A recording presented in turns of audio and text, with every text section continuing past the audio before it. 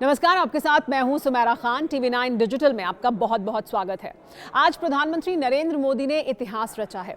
प्रधानमंत्री नरेंद्र मोदी देश के ऐसे पहले प्रधानमंत्री बन गए हैं जिन्होंने UNSC यानी संयुक्त राष्ट्र सुरक्षा परिषद की ओपन डिबेट की अध्यक्षता की। भारत इस समय संयुक्त राष्ट्र में UNSC का अस्थायी सदस्य है। ये कार्यकाल भारत के पास 2 साल तक रहेगा और इसी कार्यकाल में अध्यक्ष का पद भारत के पास अभी 1 अगस्त से आया है, यानी 1 अगस्त से 1 महीने के लिए भारत अध्यक्ष पद पर रहेगा। अब क्योंकि एक ओपन डिबेट की शुरुआत आज होनी थी, तो इस वजह से प्रधानमंत्री नरेंद्र मोदी ने उस ओपन डिबेट की अध्यक्षता की है।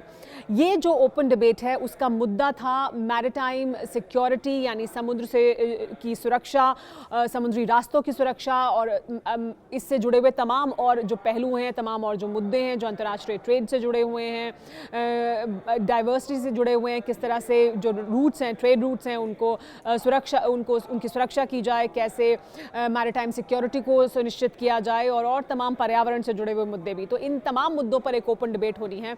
उसकी अध्यक्षता क्योंकि इस वक्त UNSC का अस्थायी सदस्य भारत है और अध्यक्षता इस समय भारत के पास है 1 महीने के लिए, तो इस ओपन डिबेट की अध्यक्षता प्रधानमंत्री नरेंद्र मोदी ने की। प्रधानमंत्री नरेंद्र मोदी ने क्या कुछ कहा वो भी आपको बताऊंगी और साथ ही इस वीडियो में हम आपको ये भी बताएंगे कि UNSC यानी संयुक्त राष्ट्र सुरक्षा परिषद का भारत अस्थायी सदस्य क्यों है, भारत स्थायी सदस्य बनना चाहता है, क्यों बनना चाहता है, भारत अब तक स्थायी सदस्य क्यों नहीं बन पाया है, भारत के रास्ते में कौन रोड़ा अटकाता है, या भारत को वो स्थायी सदस्यता क्यों नहीं मिल पा रही है UNSC की, और अगर मिल जाएगी तो क्या फर्क हो जाएगा, क्या प्रभाव पड़ेगा उससे अगर भारत स्थायी सदस्य बन जाता है तो, और भारत का उद्देश्य क्या है स्थायी सदस्यता हासिल करने के पीछे, तो ये सब मैं आपको बताऊंगी। लेकिन शुरुआत इस बात से करते हैं कि प्रधानमंत्री ने आज ये जो ओपन डिबेट हो रही थी जिसकी वो अध्यक्षता कर रहे थे, उसके दौरान क्या कहा। प्रधानमंत्री नरेंद्र मोदी ने कुछ अहम बिंदु हैं जिन्हें रेखांकित किया। उन्होंने कहा कि 5 सिद्धांत मैं अपनी तरफ से सामने रखना चाहता हूं। इन 5 सिद्धांतों का अगर हम पालन करेंगे तो हम ये तमाम जो इश्यूज हैं जो समुद्री सुरक्षा से, ट्रेड से जुड़े हुए हैं, उन सब को हम एड्रेस कर सकते हैं। तो 5 पॉइंट्स, 5 सिद्धांत प्रधानमंत्री नरेंद्र मोदी ने सामने रखे। साथ ही उन्होंने ये भी कहा कि हमें मिलजुल कर काम करना है, ये हमारी धरोहर है, ये हमारी संपदा है, इसकी सुरक्षा को सुनिश्चित करना हम सबकी जिम्मेदारी है। तो जो 5 सिद्धांत प्रधानमंत्री नरेंद्र मोदी ने सामने रखे, उनमें से पहला सिद्धांत प्रधानमंत्री ने कहा कि मैरिटाइम ट्रेड बैरियर्स को हमें ख़त्म करना चाहिए। ट्रेड बैरियर्स नहीं होने चाहिए, मैरिटाइम ट्रेड बैरियर्स को ख़त्म कर सुचारू रूप से ट्रेड चल सके, समुद्र के रास्ते, इसको सुनिश्चित करना चाहिए। दूसरा सिद्धांत जो प्रधानमंत्री नरेंद्र मोदी ने सामने रखा वो था विवादों का समाधान होना चाहिए और ये आपसी बातचीत, सलाह मशवरे से होना चाहिए। सौहार्दपूर्ण माहौल में जो आपसी विवाद हैं समुद्री सीमाओं को लेकर, उनका निपटारा होना चाहिए। जो तीसरा पॉइंट उन्होंने सामने रखा वो लिखा कि आप जो प्राकृतिक आपदाएं आती हैं उनका भी जो सामना है वो सबको मिलजुल कर करना चाहिए। इसके अलावा जो नॉन स्टेट एक्टर्स हैं वो जिस तरह की चुनौतियां खड़ी करते हैं समुद्री रास्तों पर, उनका भी सामना सबको मिलजुल कर करना चाहिए। ये भी रेखांकित किया प्रधानमंत्री नरेंद्र मोदी ने उन सिद्धांतों में जो उन्होंने सामने रखे। इसके अलावा उन्होंने ये भी कहा कि समुद्री पर्यावरण की सुरक्षा को सुनिश्चित करना हम सबकी जिम्मेदारी है, क्योंकि वो हम सबकी संपदा है, तो उसकी सुरक्षा को सुनिश्चित करना है हमें, ये उन्होंने कहा। साथ ही ये भी कहा कि जिम्मेदार समुद्री संपर्क को स्थापित करना हम सबकी जिम्मेदारी है। ये भी देखना, नए मानक तय किए जाने चाहिए। साथ ही हमें ये भी तय करना है कि जो देश हैं, बहुत से ऐसे देश हैं जो गरीब हैं, या बहुत से ऐसे देश हैं जो आर्थिक रूप से उस तरह से सक्षम नहीं हैं, उनकी कैसे मदद की जा सकती है और उनको भी कैसे इन मानकों के तहत लाया जा सकता है। तो ये तमाम सिद्धांत हैं, 5 सिद्धांत हैं जो प्रधानमंत्री नरेंद्र मोदी ने सामने रखे। लेकिन इसके अलावा अब बात करते हैं UNSC की। UNSC का भारत इस समय अस्थायी सदस्य है और ये 8वीं बार है जब भारत को ये अस्थायी सदस्यता मिली है। इससे पहले भारत 7 बार अस्थायी सदस्य रह चुका है संयुक्त राष्ट्र सुरक्षा परिषद का। भारत स्थायी सदस्य बनना चाहता है।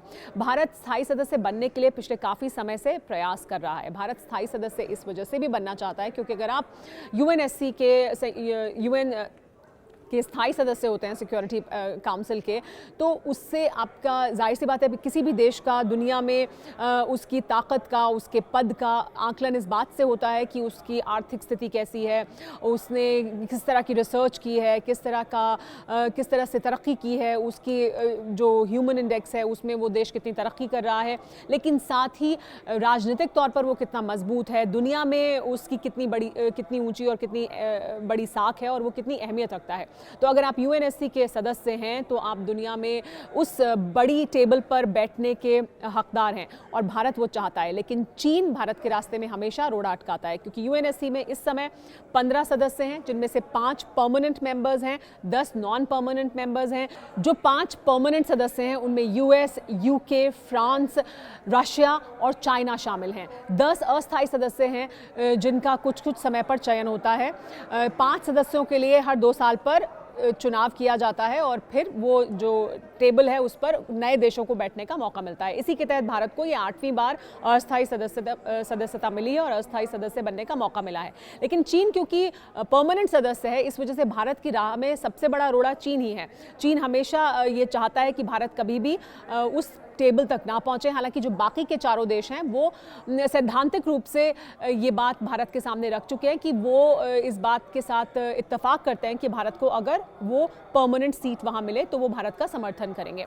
लेकिन भारत के अलावा और भी देश हैं जो इसके लिए लॉबी कर रहे हैं। जर्मनी इसके लिए लॉबी कर रहा है, ब्राज़ील इसके लिए लॉबी कर रहा है और जापान इसके लिए लॉबी कर रहा है। तो जापान, जर्मनी, ब्राज़ील, ये वो तमाम देश हैं जो चाहते हैं कि उनको भी परमानेंट मेंबर बनाया जाए। लेकिन चीन और भारत के बीच सीमा विवाद है, साथ ही चीन और पाकिस्तान के बीच बहुत घनिष्ठता है। तो चीन नहीं चाहता है कि भारत वहां बैठे उस टेबल पर, और भारत को क्योंकि फिर वीटो पावर हासिल होगी, क्योंकि जो 5 सदस्य हैं उनके पास वीटो पावर है। यूएनएससी में कोई भी रेजोल्यूशन को वो अपनी वीटो पावर से गिरा सकते हैं।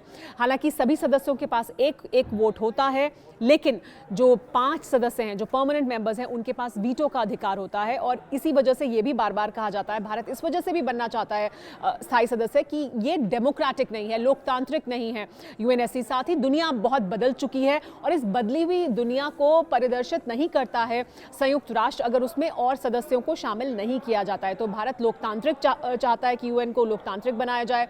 भारत ये चाहता है कि सभी देशों को वहां पर बराबरी का अधिकार मिले, जो अभी नहीं है। और जो उस टेबल पर बैठे हैं वो नहीं चाहते हैं कि उस क्लब में और लोग शामिल हों और उनके अधिकार कम हो। इस वजह से ऐसा अभी तक नहीं हो पाया है। हालांकि जो ये अभी 15 सदस्य हैं, ये 15 सदस्य शुरुआत में नहीं थे। शुरुआत में 11 ही सदस्य थे और 1965 में इनको बढ़ाकर 11 सदस्यों से 15 सदस्य किया गया। हालांकि 17 जनवरी 1946 को पहला सेशन हुआ था, तब यूएन का गठन किया गया था, तब 11 सदस्य थे। उसके बाद 1965 में परिवर्तन किया गया, 11 से 15 सदस्य कर दिए गए। लेकिन भारत की कोशिश जारी है कि संयुक्त राष्ट्र और लोकतांत्रिक हो, भारत को भी और बाकी देशों को भी वहाँ पर लोकतांत्रिक अधिकार मिले। और दुनिया का जो अभी का हाल का जो रिप्रेजेंटेशन है, ताकत का भी, भारत एक बड़ा देश है, बड़ी जनसंख्या है और भारत की जो अहमियत दुनिया में है उसकी रिप्रेजेंटेशन संयुक्त राष्ट्र में भी हो। फिलहाल मेरे साथ इस वीडियो में इतना ही। शुक्रिया।